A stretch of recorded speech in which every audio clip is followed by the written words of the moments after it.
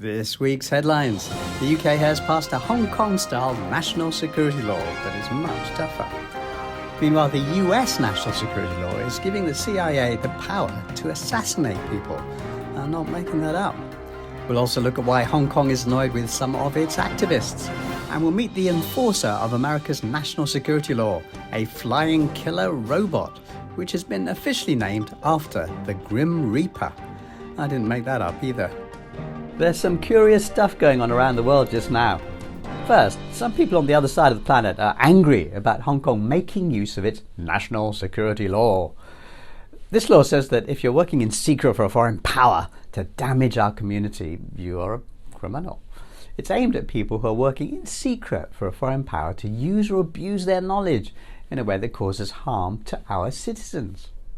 Now, with perfect timing, the UK's former MI6 chief, Sir Alex Younger, has released a video explaining the UK national security law. Here is how he explained it. If you're working in secret for a foreign power to damage the UK, you will be a criminal.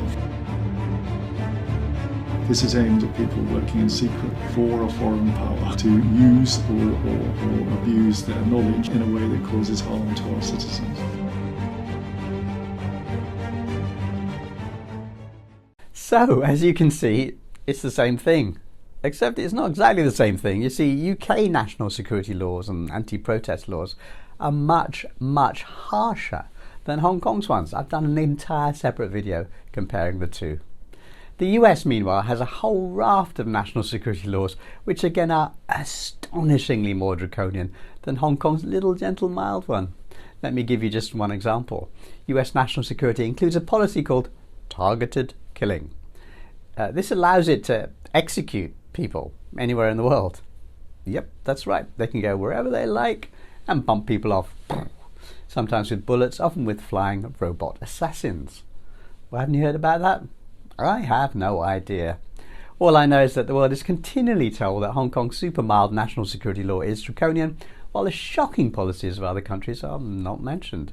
Oh, you say, well, is it because UK and US national security laws are never actually used? Good question.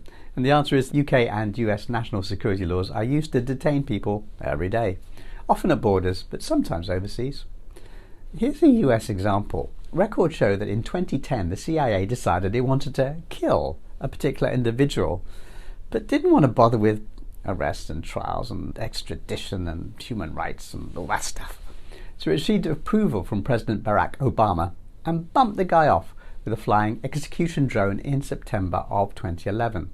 That man was a US citizen, but of course many foreigners have been killed by the same policy, same method too.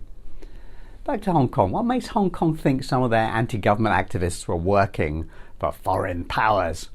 Because it's not a secret, actually. It's not Hong Kong saying that even. The CIA's National Endowment for Democracy and other organisations have sent millions of dollars to anti-government groups in Hong Kong, and some of the cash even came with instructions that said the money was to provide salaries. Here's a typical social media post in which activists are warned about police presence.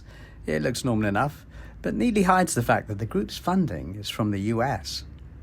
In this document from NED, a CIA spin-off, the US-supported Hong Kong Confederation of Trade Unions is described correctly, not as a trade union organisation for Hong Kong workers, but as what it really is, an anti-government political body, namely a key component of Hong Kong's pro-democracy movement.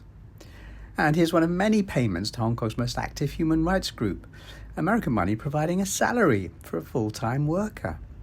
And these are just the tip of the iceberg. You know, our message is to say that the world shouldn't be divided into good guys and bad guys, with the Chinese always painted as the bad guys. You know, doing that, it's just not fair, it's not true, it's harmful to everyone. We try to make our point by sharing facts and graphics and so on. We were pleased to see that one of our graphics was used by Cyrus Jansen, a very popular YouTuber. He made a video expressing concern about the rising tide of violence against Asian people in the West. Here's an extract from his video. A few days ago, an 18-year-old student from China boarded a bus in Indiana, and upon exiting that public bus, a 56-year-old Caucasian woman came from behind and stabbed her in the side of the head. When police investigators asked this Caucasian woman, "Why did you attack this young Chinese student?" the answer was very simple. She said, "I attacked her because she's from China, and that's one less person that's going to blow up our country." Everybody, there is a massive problem happening inside the United States, and it is the result of Western media consistently demonizing and constantly brainwashing Americans and telling us that China is the greatest threat to America. Well, in today's video, I'm going to be exposing some of the biggest targets that are really propagandizing China inside of America and really showing everybody why it is so important for you to do your own research and really come away with more objective views about China. This is a very important episode, so let's get started. I'm going to begin today's analysis by looking at this interesting graph. And it says here, as recently as 2017, China wasn't even on the list of countries that Americans considered enemies. Now, I want everybody to look at this list because it's actually quite amazing. The top countries that Americans feared were North Korea, Iran, Syria, and even Russia was middle of the pack. China did not even appear on this list. However, things drastically started to change in 2018. Intelligence agencies started feeding media negative stories about China from 2018 and consistently promoted the narrative that China is the greatest enemy of the United States. And as a result, in just 6 years' time, now the vast majority of Americans fear China, and as a result, there is a tremendous amount of Chinese hate crime going on inside the United States. Our graphic, as Cyrus said, shows that China was not considered to be even in the top 10 of American enemies in recent times. It was only in about 2018, after intelligence agencies realized that America's control over the world was in danger, that they started feeding negative stories to a complicit press. And the demonization of the community in which I live went into overdrive. So what to do about all this? There's nothing we can do, except perhaps this. When you read negative stuff about Hong Kong or about mainland China, you'll notice it tends to be given with zero context. So let's think about what we're being told and mentally put back that missing context. So we read that Hong Kong has an anti-subversion law, and we think for ourselves, wait, so does everyone else. We read that Hong Kong's law is draconian, and we do a bit of reading and find it's far less draconian than the ones of our critics. You know, people are always surprised when I mention the targeted killings policy. They find it unbelievable that anyone can get away with that. Well, there has been criticism of it. President Obama eventually decided to end the policy of allowing CIA targeted remote killings. But President Trump reversed that decision in 2017, so it all came back, bigger and better and badder than ever. Today, the US has a special flying killer robot for that purpose. Its official name is the Reaper, named after this character from European literature of the 1840s. I guess they did that to be cute. But to be honest, I don't think it's cute at all, do you? If you see people bad-mouthing Hong Kong or mainland China, don't fight them, but gently stand up and share the other side of the story. Ultimately, it seems to be Western politicians and journalists who want conflict. People in the West, like people in the East, don't want conflict.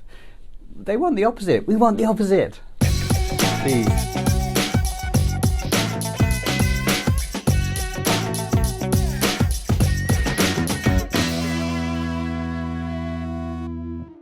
Yeah.